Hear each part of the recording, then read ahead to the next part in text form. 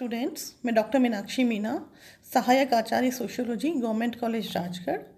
आज की आपकी क्लास बीए पार्ट 3 की क्लास है, जिसमें कि हमारा प्रश्न पत्र द्वितीय है, जिसका नाम है उप समाजशास्त्रों का परिचय।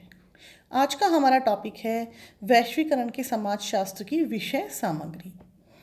वैश्वीकरण के समाजशास्त्र से तात्पर्य उन निश्चित विषयों के तथ्यों से है जिनका अध्ययन इस विज्ञान के अंतर्गत किया जाता है।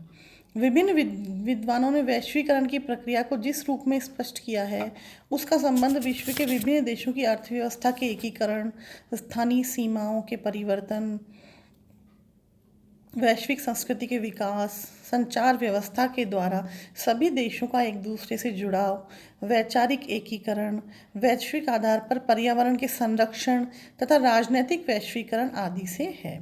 ये सभी विषय वैश्वीकरण के समाजशास्त्र के अध्ययन विषय से संबंधित हैं।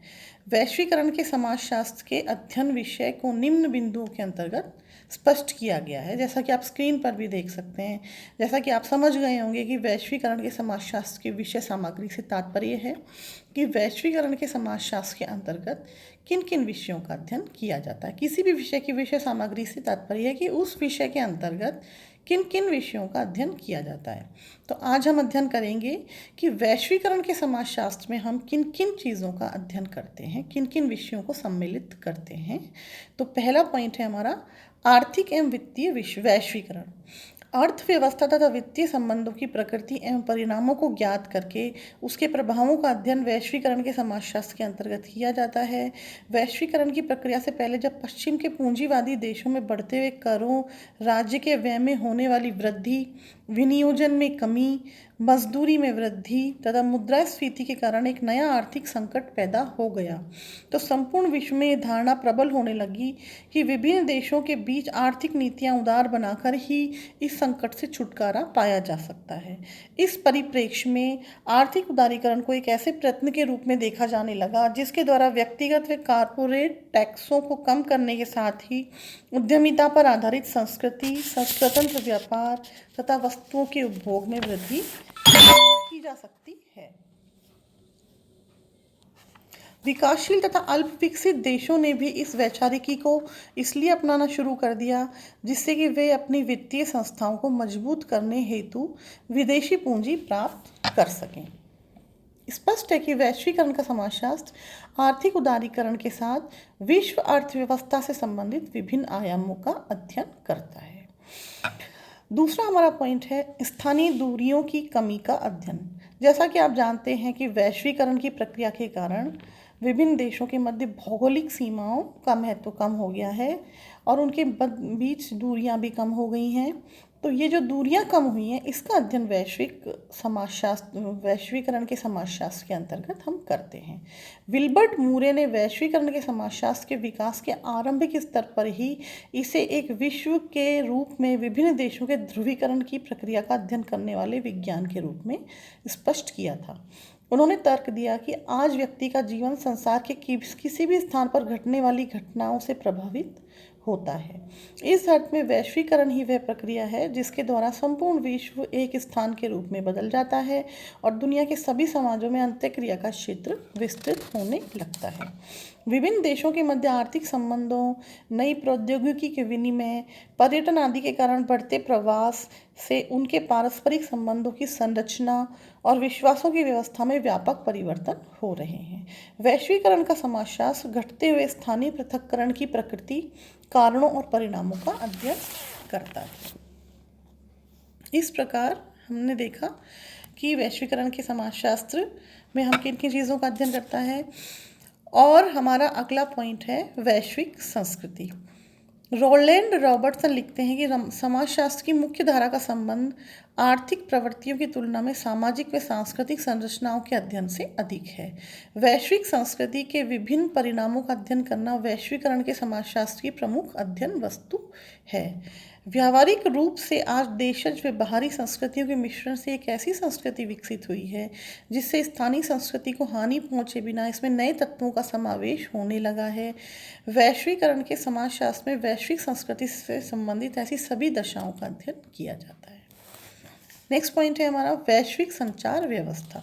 मार्शल मैक्लुहान ने वर्तमान दशाओं में दुनिया के सभी समाजों को एक वैश्विक गांव शब्द से संबोधित किया तथा उनका तात्पर्य था कि आज संचार व्यवस्था की नई तकनीकों, जैसे कि आपका मोबाइल फ़ोन है, लैपटॉप है, इससे आप पूरे वर्ल्ड से, पूरी दुनिया से कनेक्टेड हो सकते हैं। तो मार्शल मैक्लुहान कहते हैं कि संचार व्यवस्था की नई तकनीकों से विश्व के सभी समाज परस्पर निकट आते जा रहे हैं।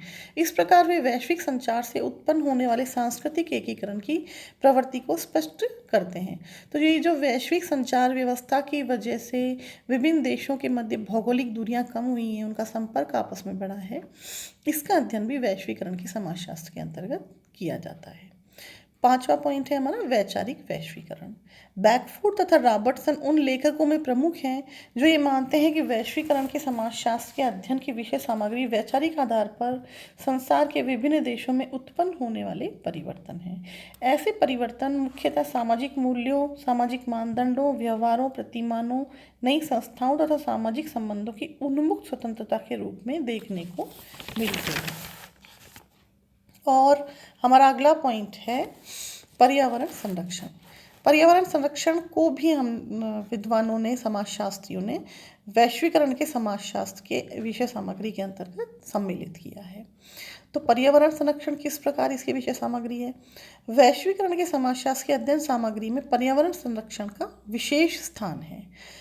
वैश्वीकरण की प्रक्रिया जहां आर्थिक, सांस्कृतिक तथा राजनीतिक एकीकरण से संबंधित है, वहीं अब सभी विकसित और विकासशील देश यह महसूस करने लगे हैं कि वर्तमान विश्व की सबसे बड़ी विपत्ति वैश्विक ताप, ग्लोबल वार्मिंग, आपने सुना होगा, अखबारों में पढ़ा होगा कि ग्लोबल वार्मिंग बढ़ती जा रही है पूरे विश्व में और उससे बहुत ज़्यादा पॉल्यूशन बढ़ रहा है, प्रदूषण बढ़ रहा है। तो इसका ये जो समस्या है, इसे विश्व के सभी देश मानते हैं और महसूस करते हैं और विश्व के विभिन्न देशों द्वारा इसके समाधान के लिए भी व्यापक प्रयत्न किए जा रहे हैं। किंतु यह विषय फिर भी इस वजह से जटिल होता जा रहा है कि विभिन्न देश पर्यावरण प्रदूषण के लिए एक दूसरे को जिम्मेदार मान रहे हैं।